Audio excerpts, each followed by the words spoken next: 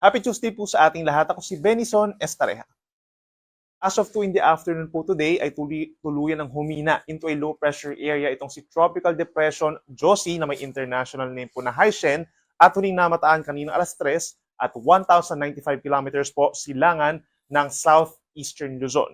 Nananatili pa rin pong walang direktang epekto ang low pressure areas alimampanig ng ating bansa at inaasahang unti-unting lalayo sa ating kalupaan, posible ring malusaw within the next 24 hours. However, yung mga remnants or yung mga natitirang kaulapan na tinatawag natin, nagdadala pa rin po dito sa may areas ng mga paulan, sa may area po ng Summer Island plus Dinagat Islands. Samantala, sa kabilang banda, isang bagyo po ang nabuo dito sa labas ng Philippine Area of Responsibility malapit sa may Hong Kong, sa may Guangdong Province. O ditong namataan kaninang alas 3 ng hapon at 940 kilometers west-northwest ng extreme northern Luzon. So malayo po sa ating kalupaan at wala ring direktang epekto. And at the same time, habang ito yung unti-unting umaakyat dito po sa may mainland China ay posibleng marusaw na rin o humina bilang isang low pressure area.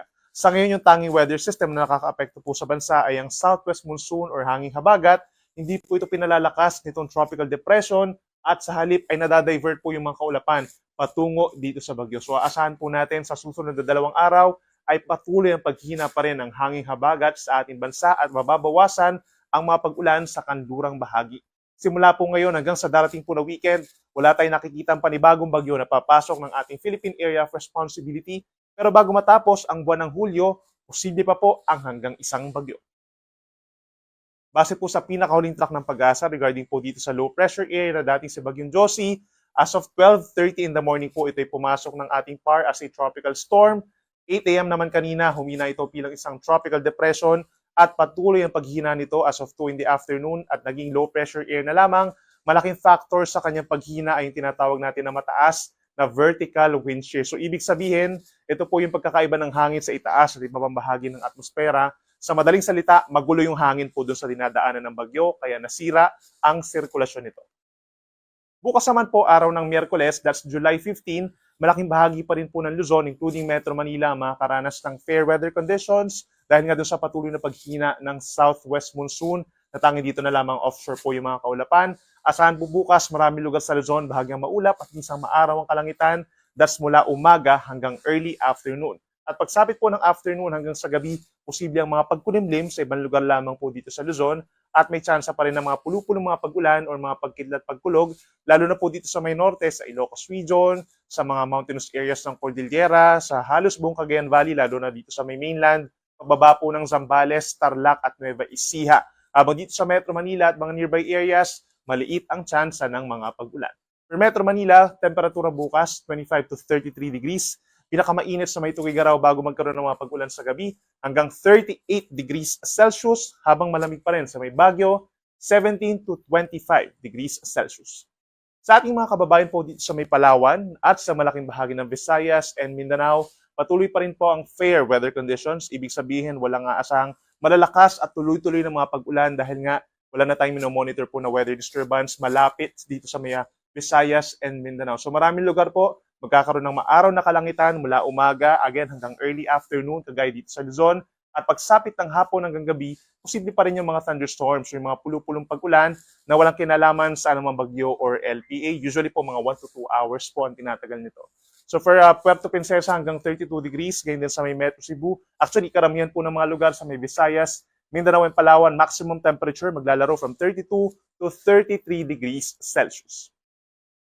Para naman sa lagay ng ating karagatan, simula po ngayon hanggang sa weekend, wala tayong nakikitang pagtataas ng gale warning o yung mga sea travel suspensions po natin dahil naasahang hindi pa rin ganun kalakas ang southwest monsoon hanggang sa araw po yan ng Sabado.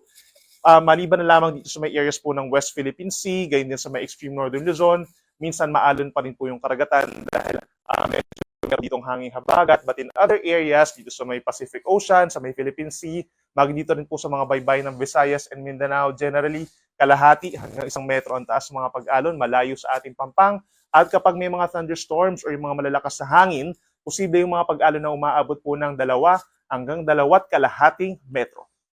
At para naman sa lagay ng ating panahon, mula po Thursday hanggang sa Sabado, asahan yung gradual or unti-unting paglakas po ng hanging habagat, bagamat hindi pa naman natin ma-achieve yung mga pabugso-bugsong malakas po na ulan. No? dahil sa southwest monsoon. So by Thursday, malaking bahagi pa rin ng ating bansa or dito sa may Luzon, fair weather conditions pa rin po at may chance pa rin ng mga saglit na ulan.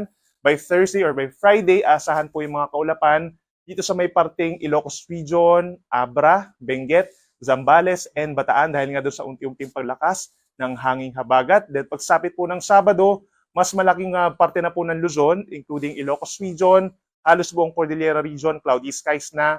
At dito rin po sa may areas ng Central Luzon, Zambales, Bataan, Tarlac, Pampanga, Bulacan, even dito sa may Nueva Ecija, down to Metro Manila, Cavite, Batangas, and Occidental Mindoro, posible po ang mga kaulapan at may aasahan din mga pagulan na mas madalas as compared to Thursday and Friday. So make sure po na kung lalabas ang bahay sa weekend, magbaon ng payong at kung kaya naman po maglaba sa Thursday ay siguruhin po na gawin na ito.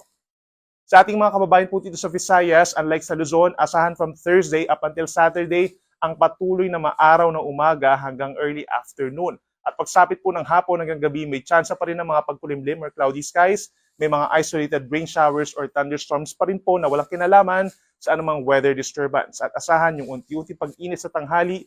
By weekend, posibleng umabot sa 33 degrees Celsius ang maximum temperature sa may Tacloban City. At sa ating mga kababayan po sa Mindanao, kagaya po dito sa Visayas, patuloy pa rin ang fair weather conditions or bahagyang maulap at minsang maulap na kalangitan sa susunod pa na 3 araw at may chance pa rin ng mga kaulapan at mga pagkidlat, pagkulog. Ito po ay mga localized thunderstorms lamang na nagtatagal po ng 1 hanggang 2 oras. Minsan kapag nagiging severe, posible rin po ang mga pagbagsak ng yelo, yung mga water spout or yung ipo-ipo po sa dagat, posible din po yan. At yung buhawi, hindi rin natin inaalis pero mga ilang minuto lamang po ang tinatagal nito. Ang ating sunset ay 6:29 ng gabi mamaya at ang sunrise bukas 5:34 ng umaga.